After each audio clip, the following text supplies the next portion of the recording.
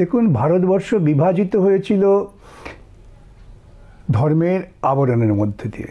সাভারকার প্রথম দ্বিজাতি তত্ত্ব উত্থাপন করেছিলেন, যেই দ্বিজাতি তত্ত্ব গ্রহণ করে মুসলিম লীগ তারা আরও সেটাকে উত্তেজিত করেছিলেন। মানুষের মধ্যে দাঙ্গা বাঁধিয়ে দেওয়া হয়েছিল। আরএসএস এবং মুসলিম লীগ দুটি দাঙ্গাবাজ দল লক্ষ লক্ষ সাধারণ মানুষকে হত্যা করেছিল এবং পাকিস্তান তৈরি হয়েছিল ধর্মের ভিত্তিতে।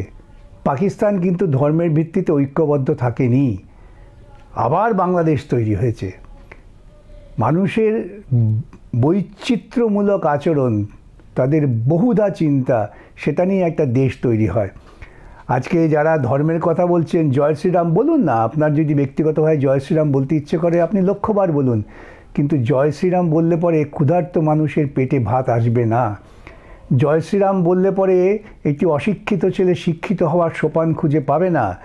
জয় শ্রীরাম বললে পরে একজন মানুষ আত্মসম্মান নিয়ে, আমি তোমাকে মাথায় ঘর বানিয়ে দিচ্ছি, তুমি চুপ করে শুধু জয় শ্রীরাম বলো না, যার মাথায় আপনি আচ্ছাদন দিচ্ছেন তার এই বলার অধিকার থাকবে আমি জয় শ্রীরাম বলবো না, আমি আমার যাকে খুশি তার নাম উচ্চারণ করব। কিন্তু বহু জায়গায় না বলার কারণে তো মব লিঞ্চিং এর শিকার হতে হচ্ছে। আমাকে বলতে দিন, এই যে বহুত্ববাদী চিন্তা, স্বাধীন মতবাদ, সেটাকে সম্মান করার মতো স্পর্ধা বিজেপির সরকার নেই।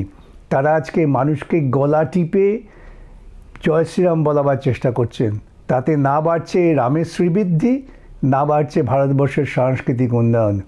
আজকে সাংবাদিকদের উপর যেভাবে আক্রমণ করা হচ্ছে, আন্তর্জাতিকভাবে পৃথিবীর সমস্ত মানুষের কাছে ভারতবর্ষ একটা প্রকৃতপক্ষে বলা যেতে পারে মুক্ত চিন্তার পরিবর্তে এরা খাঁচাবদ্ধ চিন্তার দেশ হয়ে উঠছে। এ নিয়ে বহুদিন আগে রবীন্দ্রনাথ তার মজার কথা লিখেছিলেন দুই পাখি তত্ত্বে এবং তোতা কাহিনীতে। এরা ভারতবর্ষকে খাঁচায় বন্দি পাখি করতে চাইছেন, যে পাখি উঠতে পারবে না, যে পাখি গান গাইতে পারবে না, যে পাখি নিজস্ব সত্তা হারিয়ে ফেলবে।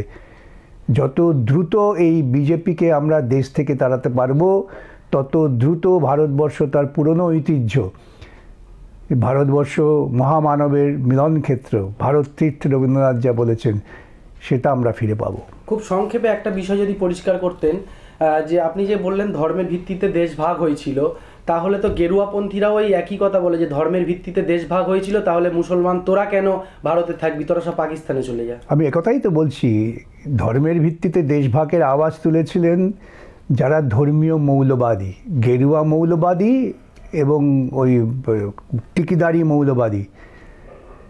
মানুষ সেটাকে গ্রহণ করেনি। সেই জন্যেই যারা ভারতবর্ষের মাটিতে জন্মেছেন, অধিকাংশই ভারতবর্ষেই থেকেছেন, সেজন্যেই আমাদের সংবিধান যখন আলোচনা হয় তখন বলা হয়েছে we the people of India. আজকে বিজেপি যেখানে ভূতের নৃত্য করছেন, এটা সেই ভারতবর্ষ যে Bharatvarsha we the people of India, ভারতবর্ষের মানুষের জয়গান দিয়ে শুরু হয়েছিল।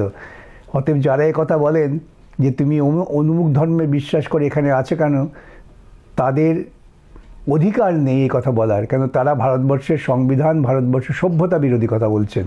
আমি তো বারবার বলি বিজেপি হচ্ছে ভারতবর্ষের সভ্যতা বিরোধী একটি দল।